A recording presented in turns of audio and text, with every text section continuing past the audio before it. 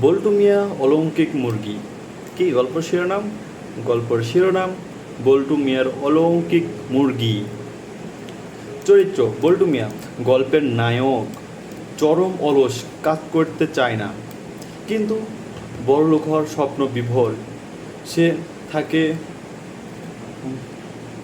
মফস্বল শহর বিড়ম্বনাপুরে।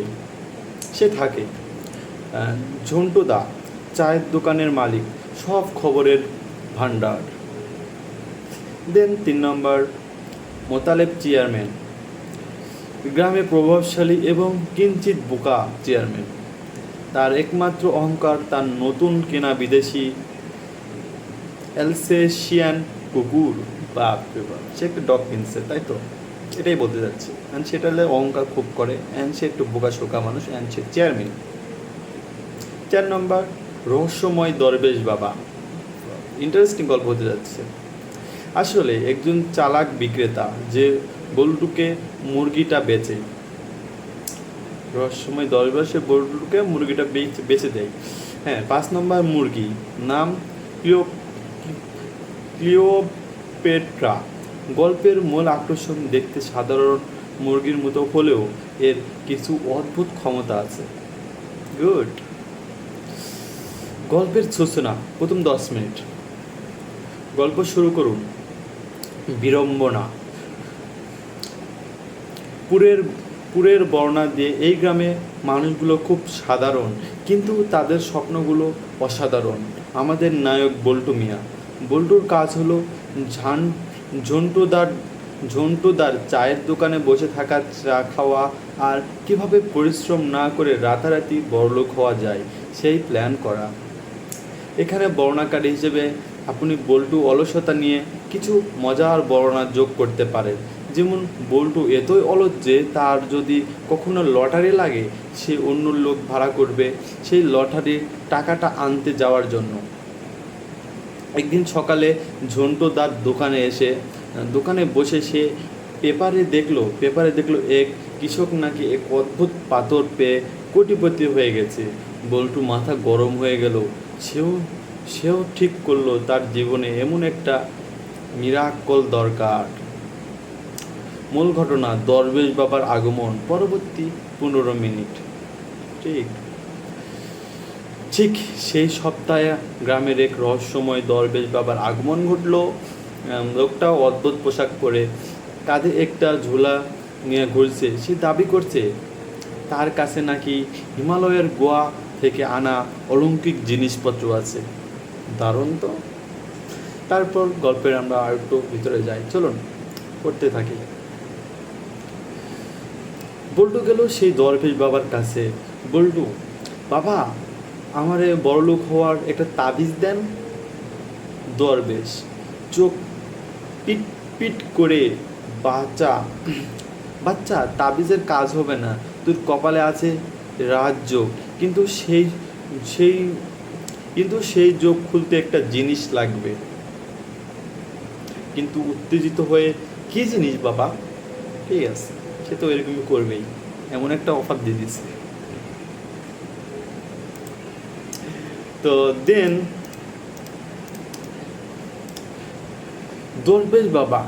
দরবেশ তখন তার ঝোলা থেকে একটা কুচকুচে কালো মুরগি বের করলো।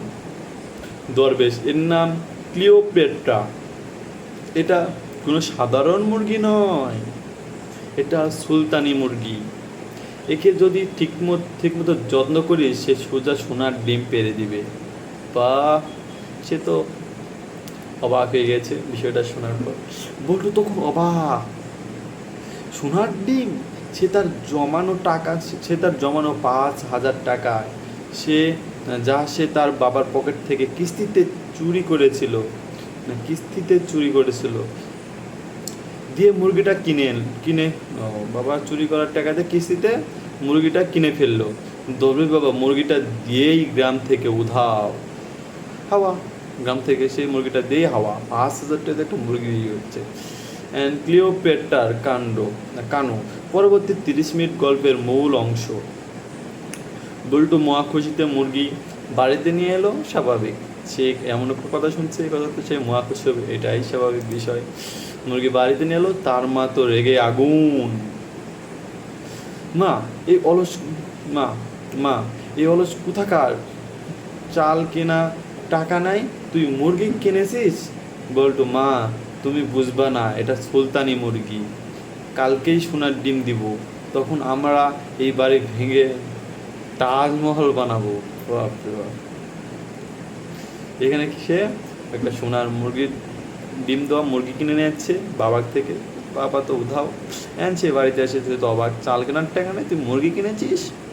মানে ভাবিছে, মা ভাবছে মুরগি খাওয়ার জন্য বাইরেছে, কিন্তু সে মাকে বলল যে না মা, এটা কিন্তু যেন সেন মুরগি না, এটা হচ্ছে সুলতানি আমলের মুরগি, সে ডিম দিবে সোনার, সে কালকেই সোনার ডিম দিবে, সে বাড়ি ভাঙে রাজমহল বানাবে। এলো গল্প।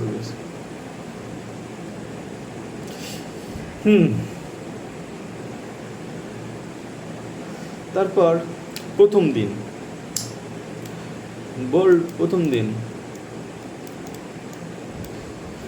বল্টু মুরগিকে কিশমিশ বাদাম পোলাও খাওয়াতে লাগলো, সে ভাবে ভালো খাবার দিলেই সোনার ডিম দিবে। মুরগি সব খেলো, কিন্তু পরের দিন সকালে একটা সাদা ডিম পেরে রাখলো। বল্টু হতাশ, কিন্তু আশায় ছাড়লো না। দ্বিতীয় দিন বিড়ম্বনা শুরু।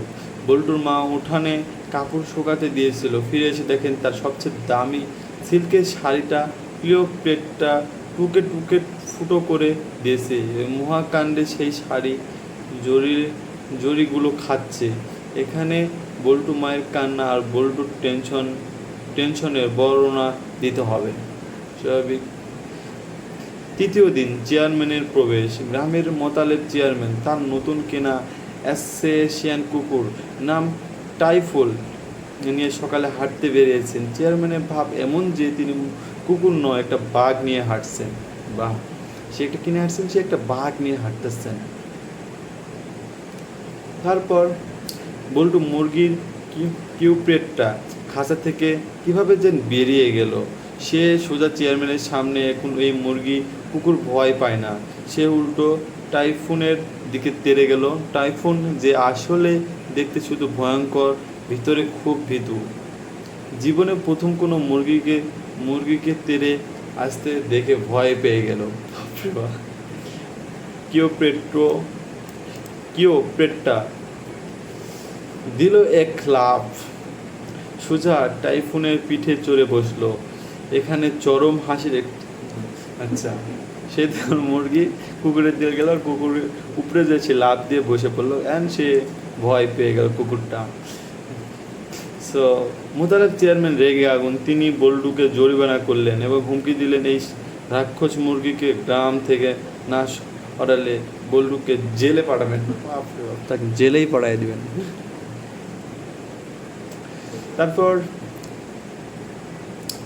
তারপরের গল্পের দিকে আমরা যাই, দেখি পরের গল্প কি আছে। তারপরের গল্প, বল্টু ঠিক করলো এই মুরগি একটা ফাউল জিনিস, আসলে সে এটাকে বেচে দিবে। কিন্তু মুরগিটা হঠাৎ করে অদ্ভুত আচরণ শুরু করলো। সে শুধু চকচকে জিনিস দেখলেই তেড়ে যায় এবং সেটাকে মুখে পুরে নেয়। একদিন বল্টু দেখলো মুরগিটা হঠাৎ উঠানে এক কোনায় শুধু ঠোকর দিচ্ছে। বল্টু ভাবলো হয়তো ডিম পারবে। সে সেখানে গিয়ে মাটি সরাতে দেখলো একটা ছোট মেটালের বক্স। বক্সটা খুলতেই বল্টু চোখ কপালে। ভিতরে কয়েকটা সোনার আংটি, কানের দুল আর কিছু পুরনো টাকা। অদ্ভুত জিনিস আসলে। গল্প তো খুবই ইন্টারেস্টিং। এরকম যদি কারোর সাথে হয় তাহলে কেমন হবে? ইন্টারেস্টিং হচ্ছে না? গল্পটা আপনার কাছে কেমন লাগতেছে? গল্পটা আরও ভিতরে ঢুকতেছি। গল্পটা আশা করি ভালোই লাগতেছে। ভালো লাগলে অবশ্যই লাইক কমেন্ট করবেন। লাইক কমেন্ট করে সাথেই থাকবেন, আমি গল্পটা পড়তে থাকবো ইনশাল্লাহ। তারপর সে খুলতেই বল্টুর চোখ কপালে উঠলো। অ্যান্ড দেন ভিতরে কয়েকটা সোনার আংটি, কানের দুল অ্যান্ড কিছু পুরনো টাকা, মানে যেগুলো হয়তো সোনার পারি হবে। ব্যাপারটা কি? বল্টু বুঝলো না, সে ঝান্টুদার দোকানে গেল ঘটনা বলতে। ঠিক সেই সময় দোকানে পুলিশ এসেছে। পুলিশ বলেছে গত 1 মাস ধরে গ্রামে একটা চিলে চিলে সাত চোর যে সাত বেয়ে চুরি করে খুব উৎপাত করেছে। সে মানুষের বাড়ি থেকে ছোটোখাটো গয়না আর আর টাকা চুরি করে পালিয়েছে। পুলিশ সেই চুরকে ধরেছে, না খুঁজছে, সরি সরি পুলিশ সেই চুরকে কী করতে গেছে, খুঁজতেছে। ক্লাইম্যাক্স ও সমাপ্তি। বল্টুর হঠাৎ মাথা খুলে গেল। সে বুঝতে পারলো ওই দরবেশ বাবা আসলেই ছিল সেই চোর। সে বিভিন্ন গ্রামে দরবেশ সেজে ঘুরত, সুযোগ বুঝে চুরি করত, আর চুরাই মালগুলো পরে সরানোর জন্য বিভিন্ন জায়গায় মাটির নিচে পুঁতে রাখত। কিন্তু বিড়ম্বনাপুরে সে যখন মাল পুঁতে রেখেছিল, এই ক্লিওপেট্রা যে চকচকে জিনিস পছন্দ করে হয়তো সেটা দেখে ফেলছিল এবং জায়গাটা চিনে রেখেছিল।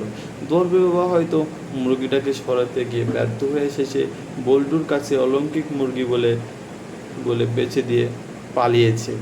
বাপু, সিস্টেমটা তো জোস লাগতেছে গল্প। তারপর বল্টু সোজা পুলিশে নিয়ে গেল তার বাড়িতে। মাটি খুঁড়ে আরও কিছু চুরাই মাল উদ্ধার করলো। কিউপেটটা হয়ে গেল হিরো। পরের দিন চেয়ারম্যান সাহেব নিজে এসে বল্টুর পিঠ চাপড়ে দিলেন। চেয়ারম্যান, বাহ, মানে পিঠে থাবাতে দিলেন। বাহ বল্টু, তুই তো একটা মুরগি দিয়েই চোর ধরে ফেললি। তোর মুরগিতে দেখি আমার টাইম ফুলের চেয়েও সাহসী। আসলে গল্পটা এখানে সমাপ্তি হচ্ছে। বল্টু চোর ধরিয়ে দেওয়ার পুরস্কার পেল। সে বড়লোক হলো না, কিন্তু গ্রামে তার খুব নাম হলো। আর ক্লিওপেট্রা সে আর সোনার ডিম পারেনি, তবে সে এখন বল্টুর বাড়িতে পুলিশের পাহারায় থাকে। কারণ গ্রামে সবার ধারণা ওই মুরগি এখনো জানে কোথায় কোথায় চোরায় মাল কোথা আছে। বল্টু এখন আর ঝান্টুদার দোকানে বসে না, সে এখন তার গোয়েন্দা মুরগি পেট্রোয়াকে পাহারা দেয়। ইন্টারেস্টিং গল্প।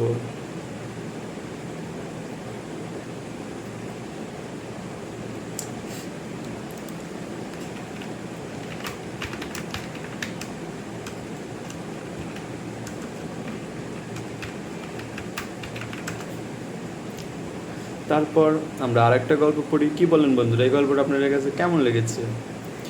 যাই হোক, আমার কাছে তো ভালোই মজাদার লাগলো গল্পটা। সো এমন গল্প অবশ্যই আপনারা যদি শুনতে চান আমার চ্যানেল সাবস্ক্রাইব করে সাথেই থাকবেন। দেখা যাক নেক্সট গল্প আমরা কি পড়তেছি এখন।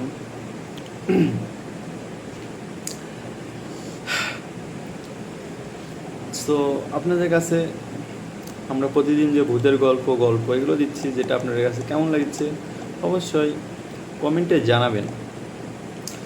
সো আমরা এখন একটা গল্প বলবো। এই গল্প জানি না কেমন হবে, তো আমি দেখি গল্পটা কেমন হতে পারে। আশা করি গল্পটাও অনেক সুন্দর হবে।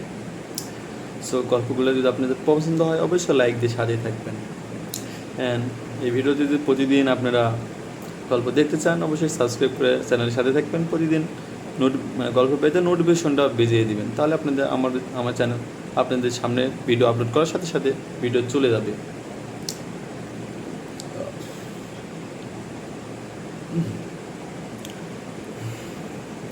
চরিত্র, নতুন গল্প, শিরোনাম রসুনপুরের রসনা যুদ্ধ। চরিত্র হরিপদ ঘোষ। প্রথম 1 নম্বর হরিপদ ঘোষ রসুনপুর গ্রামের মিষ্টির কারিগর। মেজাজ সবসময় গরম থাকে। তার নিজের বংশের 100 বছরের পুরনো রেসিপি খুব দেমাগ দেখা। বা 2 বশির শেখ হরিপদর প্রতিবেশী। ঝাল আর মোগলাই খাবারের উস্তাদ, সারাক্ষণ নিজের রান্না প্রশংসা করে। হরিপদর 1 নম্বর শত্রু। দুলু হরিপদের বোকা কিন্তু বিশ্বস্ত সহকারী। তার বোকামির জন্যই গল্পের অনেক মজা। আচ্ছা, তার মানে দুরুক নেই, সব গল্প মজা হবে এই গল্পটি, তাই তো?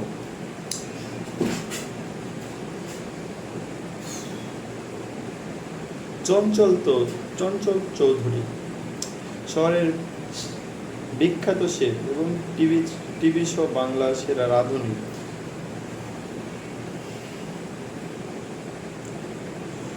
কথায় কথায় নাটকীয় ভঙ্গি করেন। গ্রামবাসী গল্পের দর্শক এবং ঘোষক। আচ্ছা,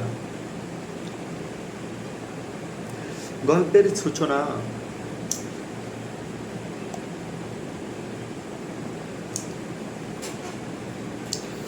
গল্পের শুরুতে রসুনপুর গ্রামের বর্ণনা দিন। এই গ্রামের নাম রসুনপুর হলেও এখানকার মানুষ রান্নার হাত অমিতের মতো। গ্রামে এক প্রান্তে থাকেন হরিপদ ঘোষ, যার বানানো রসগোল্লা ঢাকায় পর্যন্ত পৌঁছেছে। আর তার বাড়ির দেওয়ালে ওপারেই থাকেন বশির শেখ, যার বানানো কষা মাংসের গন্ধে নাকি মরা মানুষও জেগে ওঠে। ইন্টারেস্টিং। এই দুজনের মধ্যে সম্পর্ক ঠিক দা কুমড়োর মতো। হরিপদের বাড়ির ছাগল যদি বশিরের লাউ গাছের একটা পাতা খায়, তবে বশিরও সুযোগ বুঝে হরিপদের পুকুর থেকে একটা মাছ গায়েব করে দেয়। তাদের ঝগড়া গ্রামের মানুষের কাছে রোজকার বিনোদন। মানে গল্পগুলো তাদের কাছে বিনোদন হিসেবেই ট্রেন্ড পায়। সো তারপর এখানে বর্ণনা ছোটখাটো ঝগড়া দৃশ্য।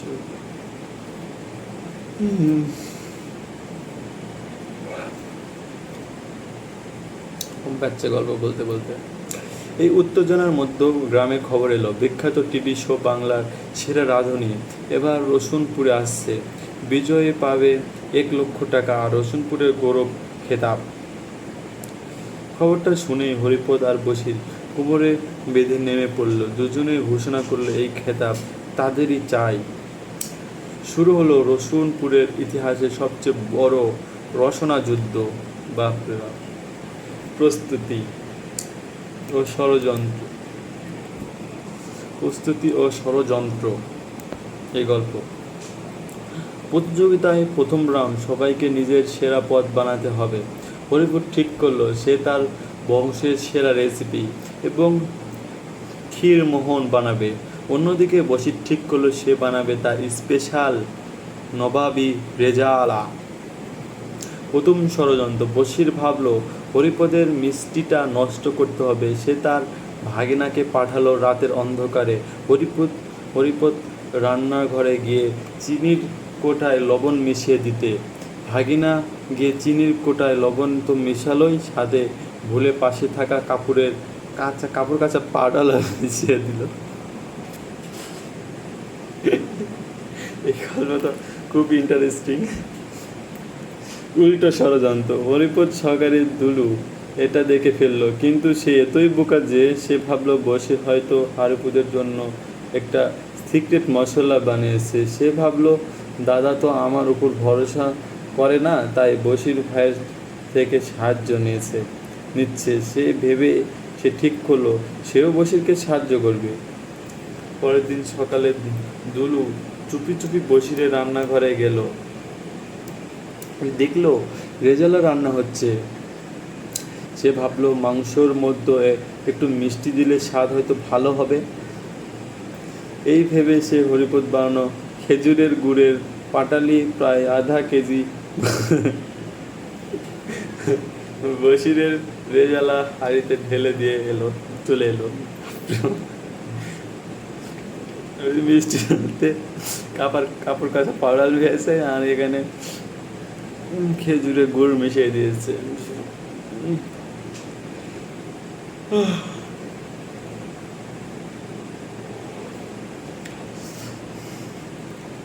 ফলাফল। বিচারক চঞ্চল চৌধুরী যখন হরিপদ ক্ষীরমোহন মুখে দিলেন, তার মুখটা দেখার মতো হলো। মিষ্টিটা মুখে দিতেই লবণ আর সোডার কারণে বুদবুদ বের এ লাগলো মনে হচ্ছে যে মিষ্টির মধ্যে কেউ শ্যাম্পু গুলে দিয়েছে।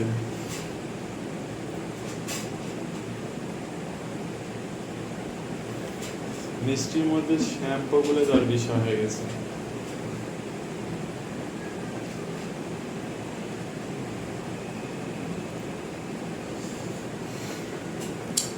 তারপর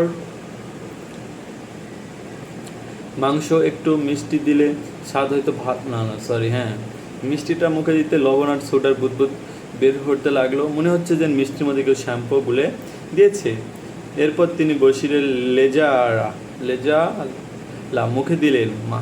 ঝাল মাংসের মধ্যে খেজুরের গুড়ের মিষ্টি স্বাদ পেয়ে তার চোখ কপালে উঠল।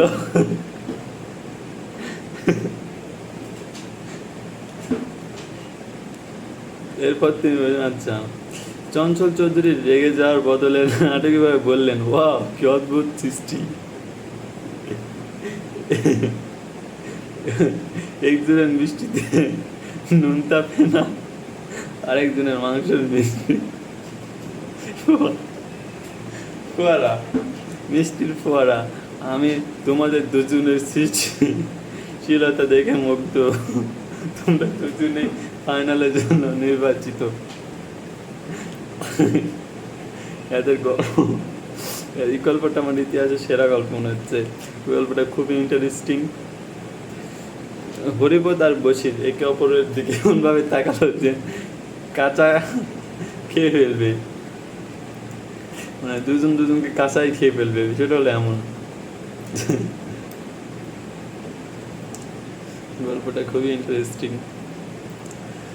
ফাইনাল রাউন্ডে মহা কেলেঙ্কারি। এই রাউন্ডে আরো বোঝে কে কেলেঙ্কারি হবে আল্লাহ জানে। ফাইনাল রাউন্ডে বিষয়বস্তু আরো অদ্ভুত। বানাতে হবে একটি ফিউশন ডিশ যেখানে মিষ্টি আর ঝাল একসঙ্গেই থাকবে। বাহ, এটা শুনে দুজনের মাথায় হাত। হরিপদ ঝাল কিছুটা রাখতে পারে না, আর বরিশ মিষ্টির জিনিস দু চোখে দেখতে পারে না। দ্বিতীয় ষড়যন্ত্র। এবার হরিপদ ভাবলো বশিরের রান্নার মূল রহস্য হলো তার বানানো গরম মশলা। সে দুলুকে পাঠালো সেই মশলা চুরি করতে। অন্যদিকে বশির ভাবলো হরিপদের রান্নাঘর লন্ডু ভন্ডু করে দিবে। সে একটা জ্যান্ত বনবিড়াল ধরে এনে রাতের বেলায় হরিপদের রান্নাঘরে ছেড়ে দিল। ক্লাইম্যাক্স। দুলু মশলা তৈরি করতে গিয়ে আসল গরম মশলার বদলে পাশে থাকা শুকনো লঙ্কা গুঁড়ো প্যাকেজ নিয়ে চলে এলো। সে ভাবলো, বাহ কি সুন্দর লাল রঙের মশলা। এদিকে বশির ছেড়ে দেওয়ার বনবিড়াল রান্নাঘরে ঢুকে প্রথমে একটু শান্তই ছিল, কিন্তু দুলুর হাত থেকে পরে যাওয়া লঙ্কা গুঁড়ো তার নাকে ঢুকতেই সে পাগলা হয়ে গেল।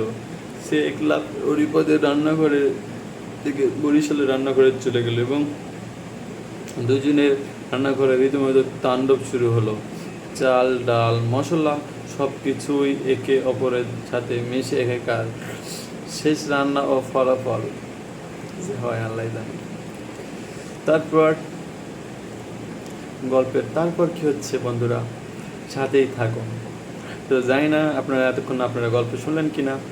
যারা আপনারা এতক্ষণ গল্প শুনলেন, তো আপনাদের কাছে গল্পটা কেমন লাগছে তো অবশ্যই কমেন্টে মন্তব্য করুন। আমার কাছে তো সেই লাগছে গল্পটা, কারণ এই গল্পতে দেখতেই পেলেন একজন আর একজনের উপরে হিংসার কারণে একাকার রান্না টান্না, বুঝতে পেরেছেন। তারপরে ফাইনাল রাউন্ডের জন্য নির্বাচিত হওয়ার পর আবার যুদ্ধ শুরু তাদের ভিতর। সেই যুদ্ধ তো দেখতেই পাচ্ছেন কি হচ্ছে। আপনারা যারা এতক্ষণ ছিলেন অবশ্যই সাবস্ক্রাইব করবেন, অ্যান্ড গল্পটা ভালো লাগলে অবশ্যই কমেন্ট করবেন আপনারা কে কত মিনিট আমার গল্প সাথেই ছিলেন। তারপরের রাউন্ডে আমরা যাব অ্যান্ড সেখানেই গল্প বলার চেষ্টা করব। সো সাথেই থাকুন। হ্যাঁ, তারপরে গল্প শেষ রান্না ও ফলাফল। শেষ রান্না ও ফলাফল জানতে কার কার ইচ্ছুক একটু হাত তুলুন তো দেখি কমেন্টে। শেষ রান্না ও ফলাফল। সকালে দুজনে রান্নাঘরে ঢুকে মাথায় হাত, স্বাভাবিক রান্নাঘরে যে অবস্থা হয়ে আছে, হাত দিয়ে বসে পড়লো, মাথায় হাত দিয়ে বসে পড়লো। সব জিনিসপত্র উলট পালট, মাথায় হাত, সব শেষ রান্নাঘরে। হরিপদ তার ফিউশন ডিশ নারকেলের নাড়ু সাথে একটা ঝাল মেশাতে গিয়ে দুলুর এনে দেওয়া লাল মশলা, আসলে যা ছিল লঙ্কার গুঁড়ো, পুরোটা ঢেলে দিল। আর বসির তার মুরগির টিকিয়ার জন্য বেসন খুঁজে না পেয়ে নিচের পড়ে থাকা হরিপদের চালের গুঁড়া আর গুঁড়ো দুধ একসাথে মিশিয়ে টিকিয়া বানিয়ে ফেললো, মানে টিকিয়া। আচ্ছা, অস্তিত্ব। বিচারক চঞ্চল চৌধুরীর সামনে যখন খাবার পেশ করা হলো তখন তিনি অবাক, স্বাভাবিক অবাক হওয়ার মতো বিষয়, অবাক হওয়ার মতো বিষয় হয়েছে। তারপর কি হচ্ছে,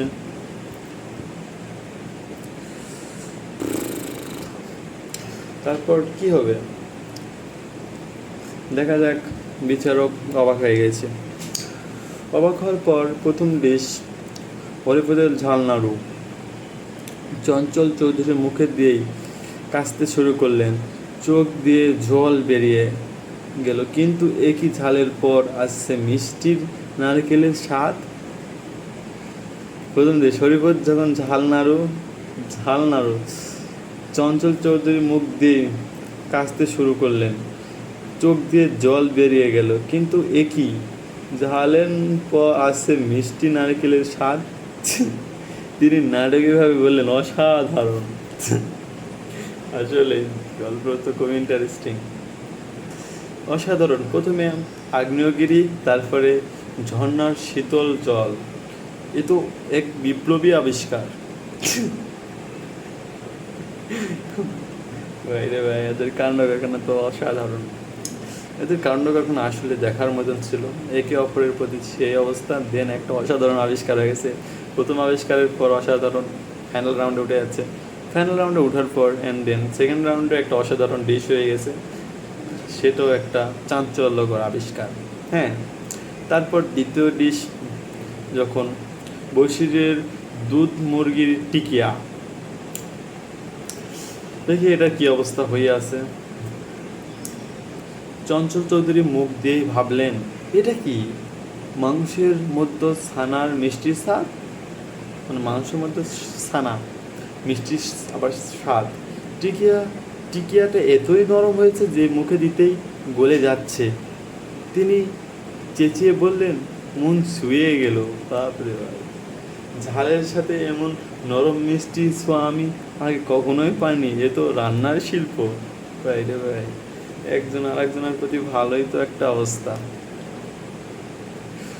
অবিশ্বাস্য। গল্পটা খুবই ইন্টারেস্টিং না বন্ধুরা?